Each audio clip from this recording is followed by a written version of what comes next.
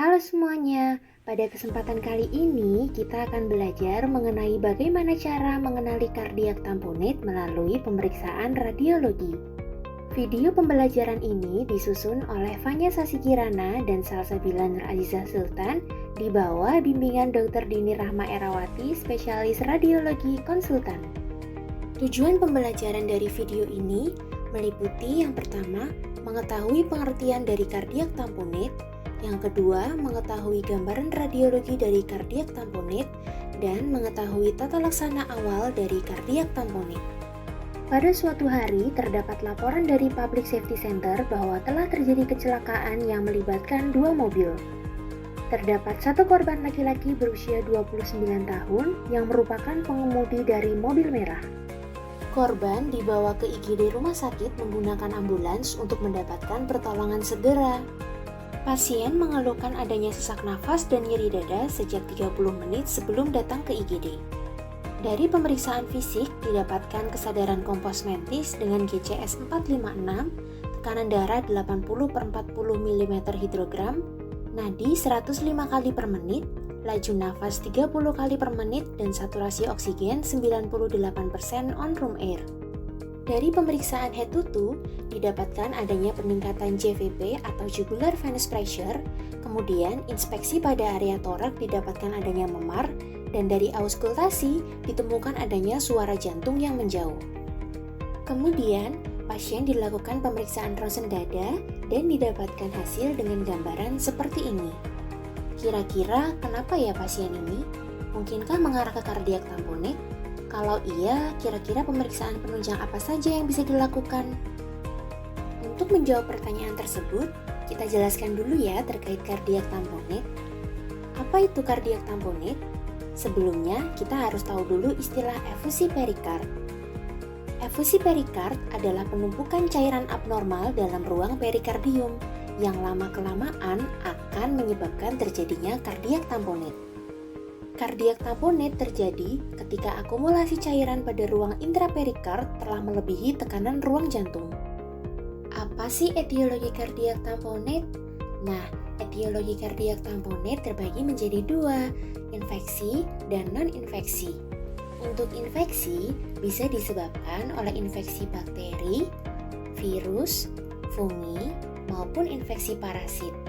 Sedangkan golongan non-infeksi bisa disebabkan oleh reaksi autoimun atau inflamasi, riwayat cedera perikardia, adanya riwayat paparan radiasi mediastinum, serta bisa juga disebabkan karena adanya keganasan. Lalu, apa saja tanda dan gejalanya? Pasien bisa datang dengan nyeri dada, tachypnea, dyspnea, hipotensi, pulsus paradoxus, adanya suara jantung yang menjauh, distensi vena jugularis, dan didapatkannya temuan abnormal pada EKG. Kardiak tamponade memiliki trias yang disebut dengan trias Beck, yaitu meliputi hipotensi, distensi vena jugularis, serta suara jantung yang menjauh atau muffled heart sound. Untuk pemeriksaan radiologi yang menunjang adanya kardiak tamponade, kita bisa menggunakan 3 modalitas nih, yaitu chest X-ray, USG jantung, serta CT scan thorax. Bagaimana gambaran chest X-ray pada kardiak tamponade?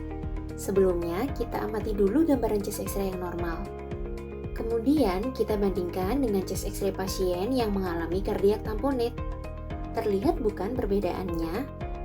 Pada gambar sisi kanan, didapatkan kontur jantung membesar ke kanan dan ke kiri dengan gambaran aorta dan arteri pulmonalis yang normal. Kontur jantung yang membesar ini menyerupai Erlenmeyer. Ada juga literatur yang menyebutkan bentuknya menyerupai water bottle, sehingga disebut dengan water bottle sign. Pada USG jantung, seperti ini gambarannya. Efusi perikard atau kardiak tamponade bisa teridentifikasi pada area perikardium. Pada USG jantung yang normal, perikard tidak akan terisi cairan, tetapi pada efusi perikard, cairan akan terakumulasi pada kafum perikardium dengan gambaran anekoid yang mengisi kafum perikardium. Kalau gambaran dari CT scan bagaimana ya? Ini adalah gambaran normal jantung pada potongan aksial. Lalu bandingkan dengan gambaran CT scan efusi perikard. Pada efusi perikard, didapatkan penebalan kavum perikard dengan densitas cairan di dalamnya. Tata laksana dari kardiak tamponade adalah drainase. Prosedurnya disebut dengan perikardiosentesis. Perikardiosentesis adalah prosedur yang digunakan untuk mengeluarkan cairan di ruang perikard. Biasanya, perikardiosentesis ini dilakukan dengan guiding USG. Apa saja sih diagnosis banding dari kardiak tamponade? Kardiak tamponade bisa didiagnosis banding dengan pleural effusion, pneumothorax, pulmonary embolism, constrictive pericarditis, heart failure, dan yang terakhir bisa didiagnosis banding dengan shock. Jika mengingat kembali keluhan dan temuan positif pada kasus di awal, ternyata pasien tersebut mengarah ke kardiak tamponade. Nah, sebagai kesimpulannya, kardiak tamponade adalah keadaan infusi perikard yang sudah melebihi tekanan ruang jantung.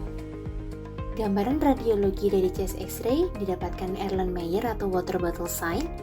Dari USG jantung didapatkan gambaran anechoid yang mengisi kavum perikard.